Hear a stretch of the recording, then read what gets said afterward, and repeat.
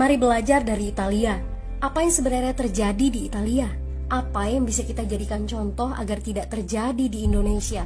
Kreatif konten ini berasal dari artikel warga Italia, dipersingkat dan dilengkapi data agar lebih mudah dipahami. Tahap 1. Kasus pertama diumumkan. Itu cuma flu. Apa pentingnya pakai masker? Orang-orang ini cuma lebay. Saya kan sehat, gak bakal ketularan. Gak usah panik lah.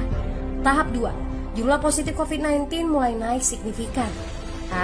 Cuma beberapa yang kena, yang meninggal pun hanya orang-orang tua saja yang memang udah punya penyakit. Hidup seperti biasa aja lah, pacaran, nongkrong bareng temen, jalan-jalan ke mall, tetap lanjut. Tahap ketiga, jumlah kasus meningkat dengan cepat, berlipat ganda dalam 1 hari. Tingkat kematian pun bertambah. 7 Maret, lebih dari 5.000 kasus positif COVID-19. Zona merah diberlakukan di Italia. Wilayah yang dikarantina hampir 25% dari luas Italia. Sekolah dan universitas tutup, tapi tempat kerja, bar, dan restoran masih buka. Sementara itu, 75% wilayah lain masih menganggap enteng COVID-19. Anjuran mencuci tangan ada di mana-mana, tapi sekadar anjuran dan tak banyak yang melakukan. Tahap 4. Jumlah kasus meningkat pesat. Sekolah dan universitas ditutup selama sebulan. Darurat nasional pun diberlakukan. Rumah sakit menambah kapasitas, seluruh kamar dibersihkan untuk memberi ruang bagi pasien COVID-19. Tapi tak ada cukup dokter dan perawat. Ada terlalu banyak kasus pneumonia, terlalu banyak pasien perlu ICU, tapi ruangannya sudah habis, ventilator habis. Pada titik ini seperti kondisi dalam perang. Dokter harus memilih siapa yang akan diobati berdasarkan peluang bertahan hidup.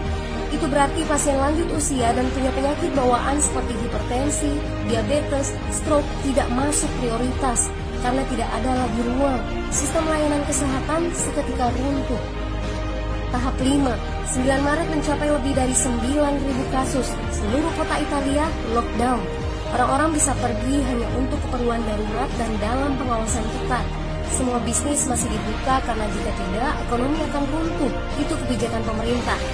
Mulai ada ketakutan, orang-orang mulai memakai masker dan sarung tangan. Tapi tetap saja, ada anak-anak yang merasa jagoan, masih ingin uji nyali. Pergi ke restoran rame-rame, hangout bareng, minum-minum dan lain sebagainya. Tahap 6. 2 hari kemudian pemerintah Italia berubah pikiran. Semua bisnis harus tutup, bar, restoran, pusat perbelanjaan, semua jenis toko, kecuali supermarket dan apotek. Penyebabnya, karena dalam sehari yang positif bertambah lebih dari 2.000 kasus. Penduduk yang mau keluar rumah harus mendapat surat izin. Surat izin ini didapatkan dari pos pemeriksaan polisi yang disebar di berbagai lingkungan. Yang melanggar bisa kena denda 3,3 juta rupiah. Bagi pasien positif yang tidak mau mengkarantina diri, bakal dituntut dengan pasal pembunuhan, hukuman 1-12 tahun penjara. 21 Maret jumlah korban meninggal di Italia terus meningkat melampaui Cina. Sebagai gambaran, luas Italia itu kurang lebih 2 kali Pulau Jawa. Penduduknya lebih dari 60 juta jiwa. Lalu apa yang harus kita pelajari dari Italia? Yuk, mulai dari diri sendiri, mulai dari di rumah aja. Jaga kebersihan lalu isolasi diri dan keluarga.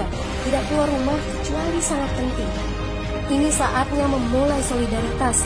Yang mampu harus mulai membantu yang tidak mampu. Ini adalah bentuk usaha dan doa kita semua. Semoga badai corona ini segera berlalu. Mari memulai kekompakan dengan membagikan informasi ini. Di rumah aja, mari belajar dari Italia.